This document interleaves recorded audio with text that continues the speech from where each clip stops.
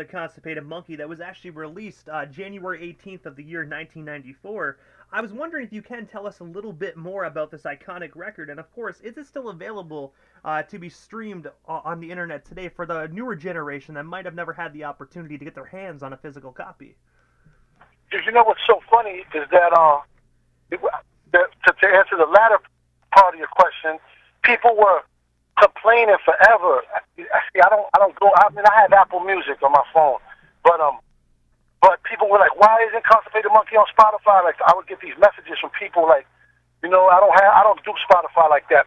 But then somebody was like, "Wow, my prayers were answered. It's finally on Spotify." So I think it's on there. I think it's on the streaming platforms. You know what I'm saying? You guys check it out. But if I'm not mistaken, it's definitely on Apple Music. But it should be on Spotify. It should be on all the major platforms.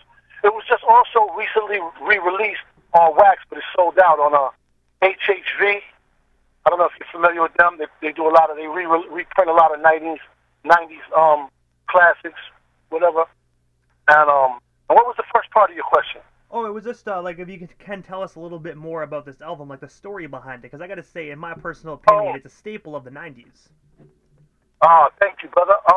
Yeah, it was definitely, I don't know if you've seen like any of the Doom documentaries or the High Road, they'll tell you about 6G. That was my apartment in those days. I mean, I had like so many of my friends there. It was just so wild things going on, and an artist would just come through. It was almost like a base for like, you could have High Road, Doom, Keith Murray running through there, like any given night, Power Rule. Like, it was just like, and then alongside my 40 boys in there, it was just like a compound, and it was just crazy. And that's kind of, Constipated Monkey's kind of like a product of just all of that, man. It's just that, all that like late teens energy, you know what I'm saying? Like hip hop, Upper West Side.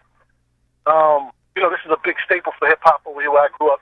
Rocksteady Park, Zulu Nation's very strong over here. Like a lot of hip hop history here. So it was just like a real hotbed for like a lot of just crazy. And I was always bringing forth the aspect of the hood having fun. It was 40s, us bugging out, drinking. She would get wild at these fights and all that other stuff and unfortunate shit. But it's like, I was never on it like that, but I was always around that. But I just always portrayed how we used to chill. Like, I was just trying to be very,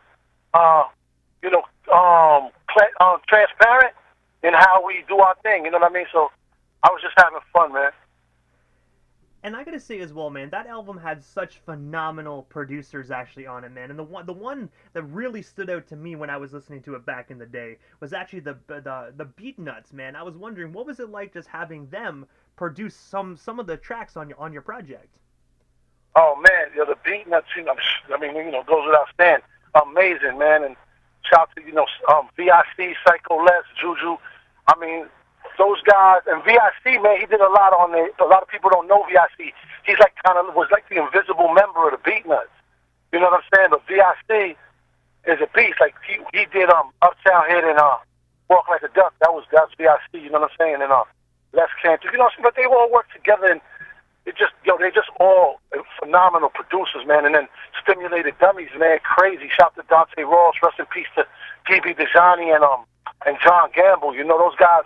Amazing too, like just the whole synergy of that record, and it was awesome working with those guys, man. These are really like genius level hip hop guys, man. Like really,